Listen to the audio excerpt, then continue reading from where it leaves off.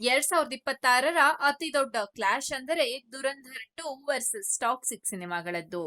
ಈ ಎರಡು ಬಹುನಿರೀಕ್ಷಿತ ಸಿನಿಮಾಗಳು ಮಾರ್ಚ್ 19ರಂದು ಬಿಡುಗಡೆ ಆಗಲಿದೆ. ಟಾಕ್ಸಿಕ್ ಸಿನಿಮಾದಲ್ಲಿ ಯಶ್ ನಟಿಸಿದ್ದರೆ ದುರಂಧರ್ 2 ಸಿನಿಮಾದಲ್ಲಿ ರಣವೀರ್ ಸಿಂಗ್ ಪ್ರಮುಖ ಪಾತ್ರ ವಹಿಸಲಿದ್ದಾರೆ. ಈ ಎರಡು ಚಿತ್ರಗಳು ಬೇರೆ ಬೇರೆ ಕಾರಣಗಳಿಂದ ಸಖತ್ ನಿರೀಕ್ಷೆ ಹುಟ್ಟುಹಾಕಿವೆ. ಈ ಸಿನಿಮಾಗಳ ಕ್ಲಾಶ್ ಬಗ್ಗೆ ರಾಮ್ ಗೋಪಾಲ್ ವರ್ಮಾ ಅವರು ತಮ್ಮ ಅಭಿಪ್ರಾಯ ತಿಳಿಸಿದ್ದಾರೆ. ಎಕ್ಸ್ ಖಾತೆಯಲ್ಲಿ ಅವರು ಈ ಬಗ್ಗೆ ಬರೆದುಕೊಂಡಿದ್ದಾರೆ. ದುರಂಧರ್ 2 ಮತ್ತು ಟಾಕ್ಸಿಕ್ ಸಿನಿಮಾಗಳ ನಡುವೆ ಇರಬಹುದಾದ ವ್ಯತ್ಯಾಸವನ್ನ ರಾಮ್ ಗೋಪಾಲ್ ವರ್ಮಾ ಅವರು ಊಹಿಸಿದ್ದಾರೆ. ದುರಂಧರ್ 2 ನೈಜತೆಗೆ ಹತ್ತಿರವಾದ ಸಿನಿಮಾ, ಆದರೆ ಟಾಕ್ಸಿಕ್ ನೈಜತೆ ಇಲ್ಲದ ಸಿನಿಮಾ ಎಂದು ಅವರು ಹೇಳಿದ್ದಾರೆ. ಟಾಕ್ಸಿಕ್ ಸಿನಿಮಾ ಹೇಗಿರಬಹುದು ಎಂಬ ಯಾವ ಅಂದಾಜು ಇಲ್ಲದೆ ರಾಮ್ ಗೋಪಾಲ್ ವರ್ಮಾ ಅವರು ಈಗಲೇ ಜಡ್ಜ್ಮೆಂಟ್ ನೀಡಲು ಆರಂಭಿಸಿದ್ದಾರೆ. ಟಾಕ್ಸಿಕ್ ಸಿನಿಮಾದ ಕಥಾನಾಯಕ ಹುಟ್ಟುತ್ತಲೇ ಬುಲೆಟ್ ಪ್ರೂಫ್. ಟಾಕ್ಸಿಕ್ ಜಗತ್ತು ಇರುವುದೇ ಹೀರೋನ ಆರಾಧಿಸಲು. ಈ ಸಿನಿಮಾ ಕಿರುಚಾಡುತ್ತೆ, ಆದರೆ ದುರಂಧರ್ 2 ಸಿನಿಮಾ ಮೌನದಲ್ಲೇ ಮಾತನಾಡುತ್ತೆ. ದುರಂಧರ್ ಕಥಾನಾಯಕ ಒಬ್ಬ ಮನುಷ್ಯ, ಅವರಿಗೆ ಇತಿಮಿತಿಗಳು ಇವೆ ಎಂದು ರಾಮ್ ಗೋಪಾಲ್ ವರ್ಮಾ ಅವರು ಹೇಳಿದ್ದಾರೆ. ಮಾರ್ಚ್ 19ರಂದು ಈ ಎರಡು ಸಿನಿಮಾಗಳ ನಡುವೆ ನಡೆಯುವ ಪೈಪೋಟಿಯು ಅನೇಕ ಪ್ರಶ್ನೆಗಳಿಗೆ ಉತ್ತರ ನೀಡಲಿದೆ. ಇದು ಬರೀ ಕ್ಲಾಶ್ ಅಲ್ಲ, ಸತ್ಯ ಮತ್ತು ಸ್ಟೈಲಿಂಗ್ ನಡುವಿನ ಘರ್ಷಣೆ ಆಗಲಿದೆ. ಅದಕ್ಕಿಂತಲೂ ದೊಡ್ಡದು ಸಂಭವಿಸಬಹುದು. ದಕ್ಷಿಣ ಭಾರತದ ಪ್ಯಾನ್ ಇಂಡಿಯಾ ಸ್ಟಾರ್ಗಳು ಶುರು ಮಾಡಿದ ಹೀರೋ ಆರಾಧನೆಗೆ ಅಂತ್ಯ ಹಾಡಲು ಇದು ನಾಂದಿ ಆಗಬಹುದು ಎಂದು ರಾಮ್ ಗೋಪಾಲ್ ವರ್ಮಾ ಭವಿಷ್ಯ ನುಡಿದಿದ್ದಾರೆ. ದರ್ಶನ್ ಫ್ಯಾನ್ ಪೇಜ್ ಸದಾ ಆಕ್ಟಿವ್ ಆಗಿಯೇ ಇರುತ್ತವೆ. ಒಂದಿಲ್ಲೊಂದು ಫೋಟೋ ಅವರ ಪೇಜ್ ಅಲ್ಲಿ ಇದ್ದೇ ಇರುತ್ತದೆ. ಅದರಲ್ಲೂ ಡಿ ಕಂಪನಿ ಅನ್ನೋ ದರ್ಶನ್ ಫ್ಯಾನ್ಸ್ ಪೇಜ್ ಅಲ್ಲಿ ದರ್ಶನ್ ಸೇರಿದಂತೆ ವಿಜಯಲಕ್ಷ್ಮಿ ಅವರ ಫೋಟೋಗಳು ಇರುತ್ತವೆ. ಹಾಗೆ ವಿಶೇಷವಾಗಿ ಈಗೊಂದು ಫೋಟೋ ಶೇರ್ ಆಗಿದೆ. ಇದರಲ್ಲಿ ದರ್ಶನ್ ಇದ್ದಾರೆ, ಪಕ್ಕದಲ್ಲಿ ವಿಜಯಲಕ್ಷ್ಮಿ ಇದ್ದಾರೆ. ಇಬ್ಬರು ವೈಟ್ ಅಂಡ್ ವೈಟ್ ಬಟ್ಟೆ ಧರಿಸಿದ್ದಾರೆ. ದರ್ಶನ್ ಅಭಿನಯದ ಡೆವಿಲ್ ಚಿತ್ರದ ಕೊನೆಯಲ್ಲಿ ಒಂದು ದೃಶ್ಯ ಬರುತ್ತದೆ.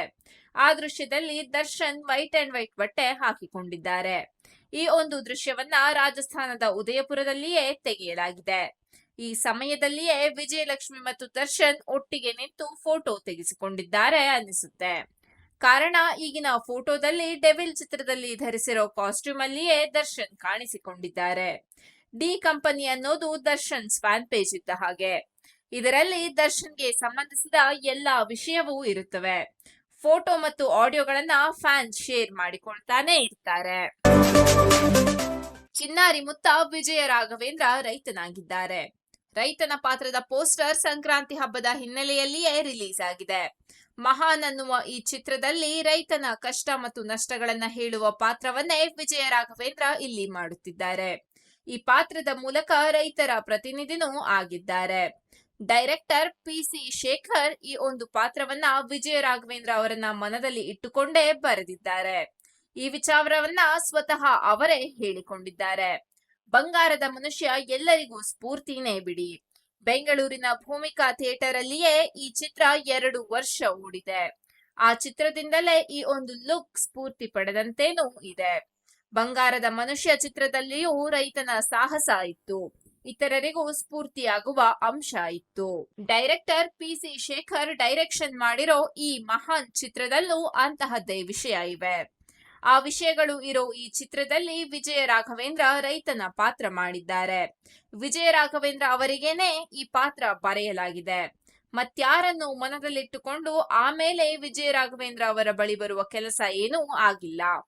ಬದಲಾಗಿ ವಿಜಯ ರಾಘವೇಂದ್ರ ಅವರೇ ಈ ಪಾತ್ರ ಮಾಡಬೇಕು ಅಂತಲೇ ಪಿ.ಸಿ. ಶೇಖರ್ ಕಥೆ ಬರೆದಿದ್ದಾರೆ. ಆ ಕಥೆಯನ್ನ ವಿಜಯ ರಾಘವೇಂದ್ರ ಅವರಿಗೂ ಹೇಳಿದ್ದಾರೆ. ಅದನ್ನು ಕೇಳಿದ ಕ್ಷಣ ಒಪ್ಪಿಕೊಂಡ ವಿಜಯ ರಾಘವೇಂದ್ರ ಈ ಚಿತ್ರದಲ್ಲಿ ಮಹಾನ್ ರೈತನಾಗಿ ಅಭಿನಯಿಸಲಿದ್ದಾರೆ. ಸೀಸನ್ 12 ಈಗ ಫಿನಾಲೆ ಹಂತಕ್ಕೆ ಬಂದಿದೆ. ಈ ಹಂತದಲ್ಲಿ ಆಗುವ ಪ್ರತಿಯೊಂದು ಎಲಿಮಿನೇಷನ್ ಸ್ಪರ್ಧಿಗಳ ಆಟಕ್ಕೆ ದೊಡ್ಡ ತಿರುವು ನೀಡುತ್ತದೆ. ವೀಕ್ಷಕರು ಬಹಳಷ್ಟು ನಿರೀಕ್ಷೆ ಮಾಡುತ್ತಿರುವ ಸಂದರ್ಭದಲ್ಲಿ ಮಿಡ್ ವೀಕ್ ಎಲಿಮಿನೇಷನ್ ನಿಂದ ಚರ್ಚೆಗಳು ಹೆಚ್ಚಾಗಿದೆ. ಹಾಗೆಯೇ ಈ ವಾರ ಯಾರನ್ನು ಉಳಿಸಲಾಗುತ್ತೆ ಮತ್ತು ಯಾರಿಗೆ ವಿದಾಯ ಹೇಳಲಾಗುತ್ತೆ ಎಂಬುದು ಇದೀಗ ಎಲ್ಲರಲ್ಲೂ ಕುತೂಹಲ ಮೂಡಿಸಿದೆ. ಜೊತೆಗೆ ಈಗಾಗಲೇ ಸಾಮಾಜಿಕ ಜಾಲತಾಣಗಳಲ್ಲಿ ಈ ವಾರ ಕಾವ್ಯ ಅಥವಾ ಧ್ರುವಂತ್ ಮನೆಯಿಂದ ಹೊರಗೆ ಬರಲಿದ್ದಾರೆ ಎನ್ನಲಾಗ್ತಿದೆ. ಕಾವ್ಯ ಈ ಸೀಸನ್ ನ ತುಂಬಾ ಸ್ಟ್ರಾಂಗ್ ಆಗಿ ಆಡಿದ ಸ್ಪರ್ಧಿ ಅಂತ ಹೇಳಬಹುದು. ಮನೆಯ ಪ್ರತಿ ಟಾಸ್ಕ್ ನಲ್ಲಿ ಕೂಡ ಚುರುಕುತನ ಮತ್ತು ಸ್ಪಷ್ಟ ಮಾತಿನ ಶೈಲಿಯಿಂದ ಎಲ್ಲರ ಗಮನ ಸೆಳೆದಿದ್ದಾರೆ. ಆದರೆ ಕಳೆದ ಕೆಲವು ವಾರಗಳಿಂದ ವೀಕ್ಷಕರ ವೋಟಿಂಗ್ ಟ್ರೆಂಡ್ ನಲ್ಲಿ ಕಾವ್ಯ ಸ್ವಲ್ಪ ಹಿಂದಕ್ಕೆ ಸರಿದಿರುವ ಮಾತುಗಳು ಕೇಳಿಬರುತ್ತಿವೆ. ಈ ಕಾರಣದಿಂದ ಈ ವಾರ ಅವರ ಹೆಸರು ಎಲಿಮಿನೇಷನ್ ಲಿಸ್ಟ್ ನಲ್ಲಿ ಕಾಣಿಸಿಕೊಂಡಿದೆ ಎನ್ನಲಾಗ್ತಿದೆ. ಧ್ರುವಂತ್ ಈ ಸೀಸನ್ ನಲ್ಲಿ ಹೆಚ್ಚು ಜನಪ್ರಿಯತೆ ಗಳಿಸಿದ ಸ್ಪರ್ಧಿಗಳಲ್ಲಿ ಒಬ್ಬರು.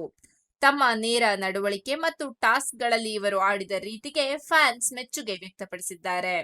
ಆದರೆ ಕಳೆದ ವಾರದಿಂದ ವೀಕ್ಷಕರ ವೋಟಿಂಗ್ ಕಡಿಮೆಯಾದಂತಿರಬಹುದು ಎನ್ನುವ ಊಹೆಗಳು ಕೇಳಿ ಬರ್ತಿವೆ. ಇದರಿಂದ ಅವರು ಡೇಂಜರ್ ಝೋನ್ ನಲ್ಲಿ ಕಾಣಿಸಿಕೊಂಡಿದ್ದಾರೆ ಎಂಬ ವದಂತಿಯೂ ಹರಿದಿದೆ. ನಟ ಜಗ್ಗೇಶ್ ಅವರದ್ದು ವಿಶೇಷ ವ್ಯಕ್ತಿತ್ವ. ಅವರಿಗೆ ಯಾರಾದರೂ ಇಷ್ಟ ಆದರೆ ಅವರ ಬಗ್ಗೆ ಮೆಚ್ಚುಗೆಯ ಮಾತುಗಳನ್ನ ಆಡ್ತಾರೆ. ಅವರ ಬಗ್ಗೆ ವೇದಿಕೆ ಮೇಲೆ ಹೊಗಳುತ್ತಾರೆ.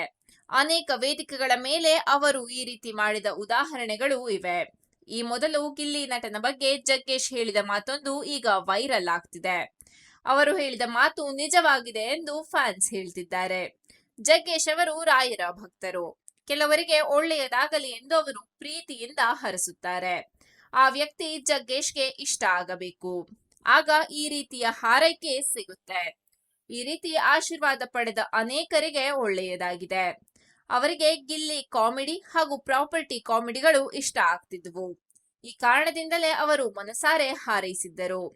ಕಾಮಿಡಿ ಕಿಲಾಡಿಗಳು ವೇದಿಕೆಗೆ ಜಗ್ಗೇಶ್ ಅವರು ಜಡ್ಜ್ ಸ್ಥಾನದಲ್ಲಿದ್ದರು.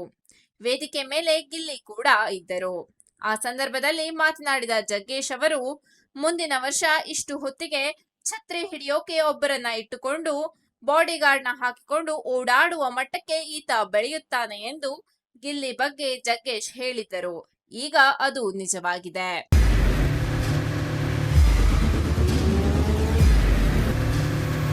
ಪ್ರಜಾಮಾರ್ಗ ನ್ಯೂಸ್, ಇದು ಜನಸಾಮಾನ್ಯರ ಧ್ವನಿ.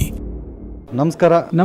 ನೀವು ನೋಡ್ತಾ ಇದ್ದೀರಾ ಪ್ರಜಾಮಾರ್ಗ ನ್ಯೂಸ್. ರಾಷ್ಟ್ರದ ರಾಜ್ಯದ ರಾಜಕೀಯದ ಬಗ್ಗೆ ಹೆಚ್ಚಿನ ಸಿನಿಮಾ ಅಪ್ಡೇಟ್ಗಳಿಗಾಗಿ ಫಸ್ಟ್ ಲೈಕ್ ಮಾಡಿ, ಸಬ್ಸ್ಕ್ರೈಬ್ ಆಗಿ, ಹಾಗೆ ಫಾಲೋ ಕೂಡ ಮಾಡಬೇಕು.